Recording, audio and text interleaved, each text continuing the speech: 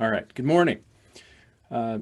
Last month, a few of us attended a workshop on anti-racism called Dismantling Racism from the Inside Out. And I was just blown away by one of the speakers, whose name is Mark Charles. He's a Navajo activist, author, Christian preacher, and 2020 presidential candidate. He told the story of how the doctrine of discovery permeates every aspect of the history of this country, and of how all Americans now suffer from the white supremacy inherent in our institutions. And I've been thinking about this story for the past couple of months, and I'm going to share some highlights of it today. My hope is that you will also hear this story directly from him, in his passionate voice, from his ancestral and lived experience. As Laura said, you can do that on Thursday, December 3rd at 7 p.m., when we host a viewing and discussion of Mr. Charles speaking at Calvin University in 2017. You can also watch that video anytime. We will include the link in the email with today's service recording. My remarks today are taken from that video and from his recent book on this topic called Unsettling Truths. Mr. Charles uses the term white America, capital W, capital A, as a shorthand for the governments and white cultures of North America, as well as the individuals who buy into the racist myths that he so deftly exposes. His core conviction is that white America must learn how to talk openly and honestly about our history before we can begin to heal the trauma of racism in America.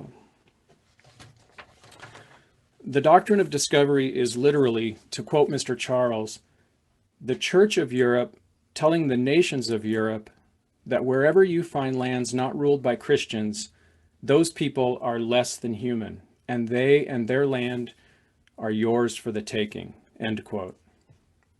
The doctrine comes from a series of papal bulls written between 1452 and 1493. These papal bulls were official decrees from the Pope to all Christians and were used by European royalty to justify their actions. The doctrine of discovery comes from a collection of excerpts that contain language like the following example, which grants permission specifically to King Alfonso V of Portugal to act as an agent of God to, quote, invade, search out, capture, vanquish, and subdue all Muslims and pagans whatsoever, and other enemies of Christ wheresoever placed, and the kingdoms, dukedoms, principalities, dominions, possessions, and all movable and immovable goods whatsoever held and possessed by them, and to reduce their persons to perpetual slavery, and to apply and appropriate these to himself, Alfonso, and his successors, and to convert them to his and their use and profit, end quote. This particular papal bull launched and sanctified Portugal's African slave trade. Two of the most lasting legacies of the doctrine of discovery are, first, the perception that the white Christian European human body, as the one made most fully in the image of God, is superior to non-white, non-Christian, subhuman bodies. And second, the idea that by discovering occupied lands, white Christians can take title to that land in the name of God. In his book and public addresses, Mr. Charles describes how these legacies became embedded in the foundations of our nation. I have time today to mention just a few notable examples. 1630, John Winthrop preaches a sermon on a pilgrim ship newly arrived in Boston Harbor to start the Massachusetts colony. In it, he makes biblical references to his pilgrims having reached their promised land. These biblical references literally equate to God-ordained genocide for its current inhabitants. Mr. Charles points to this sermon as the birth of American exceptionalism, The view that the history of this country is inherently different from that of all others, that America has a unique mission to transform the world, and that America's history and its mission give it a superiority over other nations. 1776 and 1789. The Declaration of Independence and the U.S. Constitutions are signed. Both documents protect the status of landowning white men by defining all others as lesser by degrees, with people of color at the bottom or excluded completely, making both documents inherently racist. 1823. Johnson v. McIntosh, landmark Supreme Court case. The doctrine of discovery was used as the basis for a unanimous decision by the Marshall Court, stating that, quote, under the doctrine of discovery, when European Christian nations discover new lands, the discovering country automatically gained sovereign and property rights over the lands of non-Christian, non-European peoples, even though, obviously, the native peoples already owned, occupied, and used these lands, end quote. Johnson v. McIntosh has been cited as legal precedent in dozens of cases since 1823 to take the land from native peoples. Discovery gave title to the land to white European discoverers in the courts of white America, whereas native peoples were granted only occupancy of the land as fish occupy the water or birds occupy the air. Also in the early 1800s, the term manifest destiny is coined. Manifest destiny is the belief that this nation of white European settlers had the God-given right to rule this country from sea to shining sea. It was basically permission from God to destroy anyone living on the land prior to the settlers' arrival. White America was at war with native peoples for 75 straight years in the 19th century. White America calls this the century of expansion.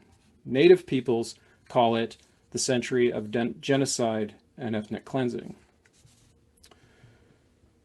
1954, 1985, and 2005.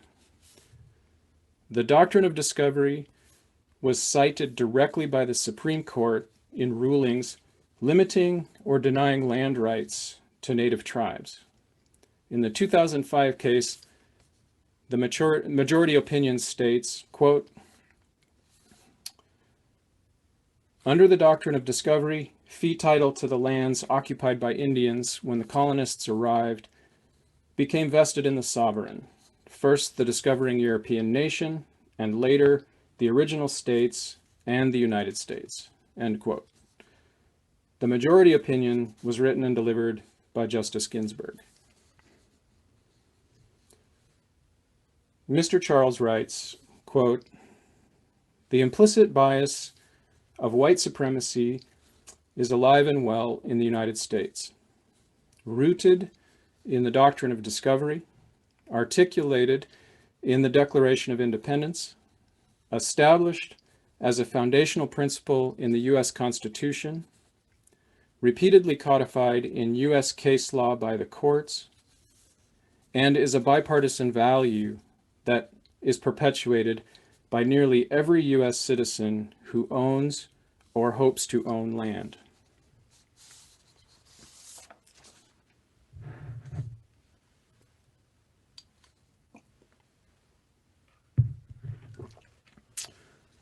So the question is, how does white America move beyond the mythology of our history to accept these unsettling truths of our history? Mr. Charles calls for a national truth and conciliation dialogue on race. He dislikes the term reconciliation because it implies a previous harmony that might be reconciled. And as he puts it, this thing started out bad. The very concept of race is a human construct invented for the purpose of oppressing natives and slaves from the very beginning. This is evident in the official definitions of race. It was the one-drop rule for African slaves. A single drop of African blood made you a Negro. This definition allowed slave owners to increase the number of slaves they owned by raping their female slaves with the hope of impregnating them. While there was a desire for more slaves, it was the opposite for Native Americans. The blood quantum rule applied to them. They went from being full-blooded to half, to quarter, and so on, until they were bred out of existence. The goal was to have as few remaining natives as possible, because if Native Americans no longer exist, there would be no one to challenge land rights.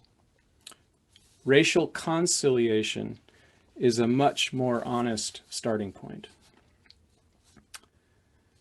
Mr. Charles would engage four main participants in this truth and conciliation dialogue as follows. His first participant is the church. He says, and remember, he's Christian, "The church has been in bed with empires since Constantine. We wrote the doctrine of discovery. We must acknowledge our complicity and lament it. We have hundreds of years of dead bodies to weep for." His second participant is Native peoples.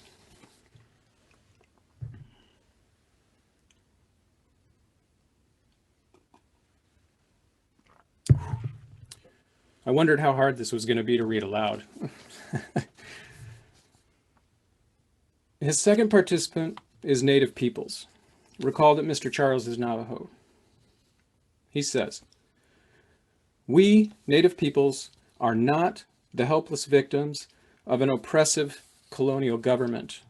We are the host people of the land, and we have to begin acting into the role of the host, just like what happened at Standing Rock, telling white America, obsessed with its economy and immediate returns on its investments, that water is life.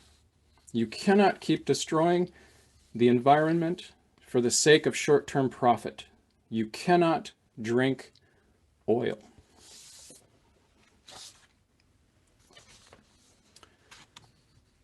His third participant is peoples of color in America. He says these communities are suffering historical trauma. What is historical trauma? PTSD, post-traumatic stress disorder, is the lasting trauma suffered by an individual who has received or witnessed violence. Historical trauma is the multi-generational, communal manifestation of widespread PTSD in a community that has been oppressed. There are even indications that this historical trauma might be passed down genetically. His fourth participant is white America. He says, "Another form of trauma currently being studied is called PITS, perpetration-induced traumatic stress, which has all the symptomology of PTSD, but inflicts the person who caused the violence." Mr. Charles hypothesizes that PITS must also have a multi-generational communal manifestation, and that white America is suffering from this trauma because, quote, "You cannot build a nation on 500 years of dehumanizing injustice without traumatizing yourself." This explanation of the source of white America's racial trauma made a vital connection for me personally. In all of James Baldwin's writing on race in America, he invokes this deep trauma in whites as being obvious and fully understood by people of color. So obvious that he doesn't explain its causes. I now understand Mr. Baldwin and white America much better. I highly recommend Mr. Baldwin's books and the Netflix documentary, I Am Not Your Negro. which features Mr. Baldwin's writing.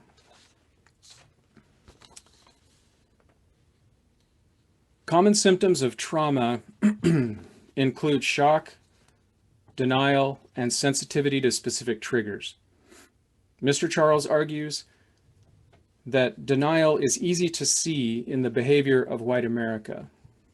Examples: Texas and Oklahoma are passing laws allowing only patriotic history in their public school curriculum. They're trying to remove slavery from their textbooks. Clear examples of denial. Mr. Charles points to American exceptionalism as a major symptom of our collective trauma. He defines American exceptionalism as, quote, a coping mechanism for a nation in deep denial of its genocidal past, as well as its current racist reality, end quote. He goes on to say, quote, white America doesn't know what to do with the doctrine of discovery, with land titles based on the dehumanization of peoples of color, with our history of ethnic cleansing and genocide. We cope by telling ourselves that we're exceptional. We have a manifest destiny. We have a special relationship with God, end quote. Unitarian Universalists are not immune to this. Our history reflects a long-term belief in our own exceptionalism. Fortunately, as we are coming to terms with our own culture of white supremacy, this unchecked exceptionalism is shifting. Mr. Charles proposes that it's also easy to see white America's triggers. These are the events that elicit classic responses in traumatized people: defensiveness, anger, lashing out. Some examples. 2 terms of a black president was clearly a trigger for some. Any sort of national conversation on gun control is a trigger. To see how this can be a racial trigger, imagine a group of Americans holding guns and advocating for the Second Amendment. In your image, what color are the Americans? He argues that ISIS is a trigger. Why is ISIS a trigger? They're a group of religious zealots ethnically cleansing a land to set up a pseudo-religious empire. Hits too close to home. And they're not Christian. The Standing Rock Sioux Dakota Access Pipeline protest was a huge trigger. Quote, when you have a nation that's built on the attempted extermination of an entire group of people, when you see those people come together, even though it's in solidarity for peaceful protest, for prayer and ceremony, it's terrifying. That peaceful protest elicited a militaristic response from white America.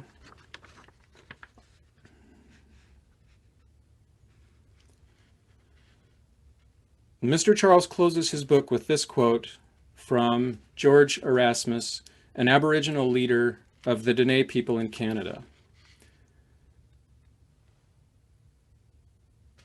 Where common memory is lacking, where people do not share in the same past, there can be no real community. Where community is to be formed, common memory must be created.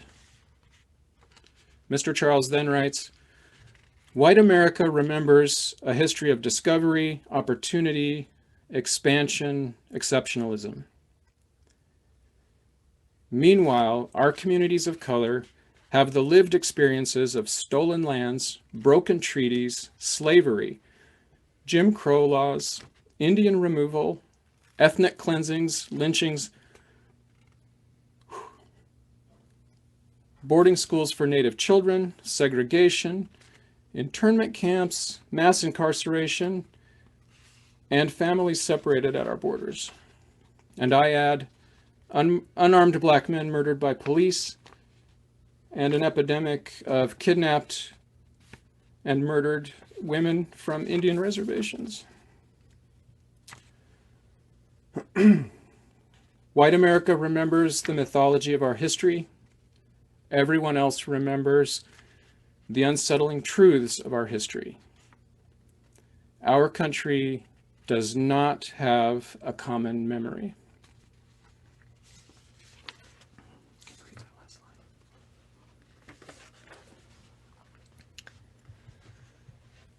Blessed be Mr. Charles's work and his call for racial conciliation in America. May it become so. And now we invite you to read and reflect on the original lyrics to America the Beautiful, which will be shared to your screen while Bruce plays the tune for us.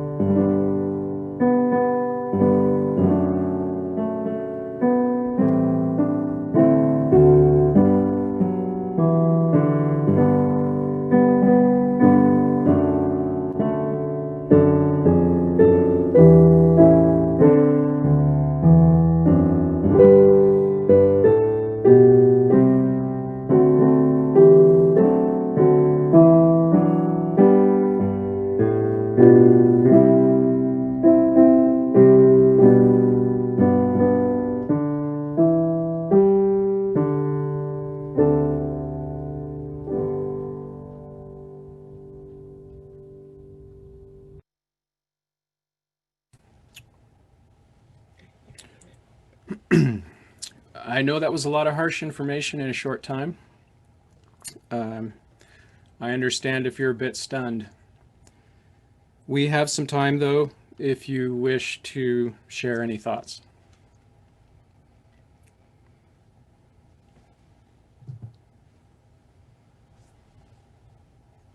If you'd like to make a comment, you can put it in the chat or try to wave your hand and I'll see if I can pick you up.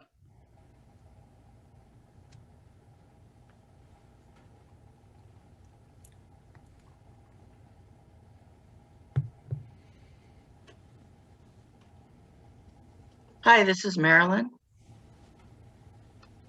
Okay, go ahead, Marilyn, and then I've got Roger and Jamie. Yeah, I haven't figured out the hand function on Mom's computer, so I really appreciate the sermon today, Byron. It was heartfelt, and I really felt the energy through, and it was, you know, having read the book that we just read for book club on the Indigenous people, had really, I had to really work to go through that, but it did help prepare me for what you had to say, and I guess my struggle continues as it has been for some time since actually joining this church is what now? And so thank you again for your heartfelt sermon. Go You're ahead, welcome. Roger, and then Polly. No, not Polly. Okay, just Roger then and Jamie. Yeah, it's Jamie. I came to the conclusion sometime within the last 18 months to 2 years that we built this country on the backs, and now I understand even more, on the lives and the deaths of Black and brown people. However, and I also read that book recently too, as a part of another group at church. And, but Byron, I think your sermon today helped me to understand this on a more emotional level. And I mean, while it was painful to read the book, thank you for helping me get in touch with that. But I think we have to face the grief that we have, that we caused this kind of suffering. Thank you, and I just can't stress enough. Please hear this from Mr. Charles. John Price asks, so what should we do in our communities to help start this conciliation? There was an excellent series of workshops last weekend presented by the UUA, the UU Earth Justice Ministries, Side with Love, and the UU Service Committee that went into great depth about the impact of the Doctrine of Discovery on Indigenous peoples, and also about the Unitarian and Universalist contributions to a lot of that. Our hands are not free of responsibility. You can support the incarcerated water protectors. These are political prisoners who were resisting at Standing Rock. The only people serving federal prison terms are Indigenous folks. You can help support the Anishinaabe Ojibwe people who are resisting Line 3. And so that's just a few things. Kathy, maybe you'd be willing to add some of those to the January newsletter I will do that. and news from the office. Mm-hmm. And Beth says, thank you, Byron, for being so powerfully moved by his words and your deeply felt presentation. Not news, but very painful. And Melissa, thank you for sharing this history and knowledge. From Leslie, I thought the point that white America experienced trauma as a result of racism and the triggers for reactions very enlightening. Thank you for a thoughtful presentation. I'll say that that point was probably the primary motivation for me to take this on.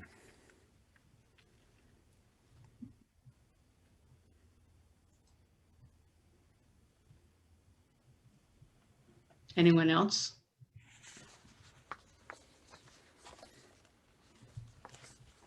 Did you see Leslie's comment?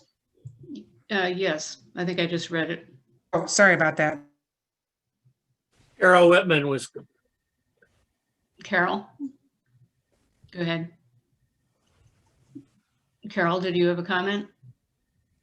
Yeah, sorry, it took me a minute to unmute. Okay. I was wondering if the text of Byron's sermon could be posted somewhere. Let's see. Byron says yes.